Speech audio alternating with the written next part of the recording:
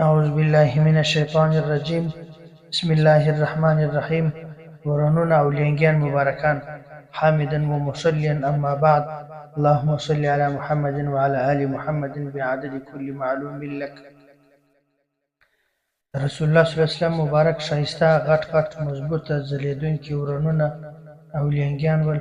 د شایستو مبارک لینګیو غوښې یې لږ وې. علامه ابو عبدالرحمن رحمت الله علیه مبارک فرمایي چې د پیغمبر علیه الصلوة والسلام مبارک لینګیان مبارک تک سپین باریک ول، یعنی لږ غوښې ورباندې وې. وصف نبی صلی الله علیه وسلم.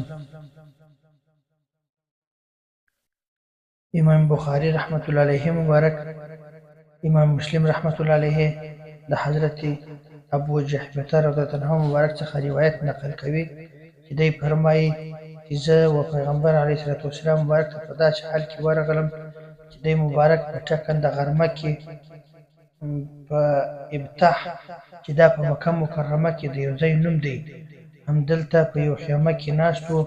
حضرت بلال رضی الله عنه مبارک راووتی، اذان یې وکړ، بیا یې خیمې ته ننوتی. د پیغمبر علیه الصلوة والسلام مبارک د اوداسه څخه پاتې شوې اوبه یې راویستلې. خلکو هغه اوبه د تبرک دپاره سره یوړې. بیا حضرت بلال رضی الله عنه مبارک ننوتی، د هغې خوا څخه یې هغه لرګي راویستل کوم چې په پیغمبر علیه الصلوة والسلام مبارک د مخ لوري ته درول کېدل په لمانځه کې. وروسته پیغمبر علیه الصلوة والسلام مبارک هم راووتی. حضرت ابو جحبته رضی الله عنه مبارک فرمایي لکه زه چې د لینګیانو ورځلېدو ته ګورم. بیا پیغمبر علیه الصلوة والسلام مبارک مخ لوري ته لرګي ودرول سوه او موږ ته یې د ماپښین لمونځ 2 رکعته راکړ. صحیح المسلم، صحیح البخاري.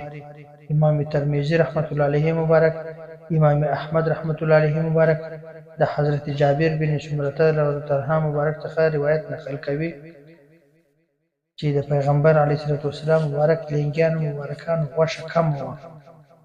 ترمذي، مسند احمد. امام غزالی رحمت الله علیه مبارک فرمایي چې د پیغمبر علیه الصلوة والسلام مبارک هډور وو، یعنی اوږې او څنګلې او رنونه یې غټ ول. احیاء العلوم الدین. وما علينا إلا البلاغ المبين.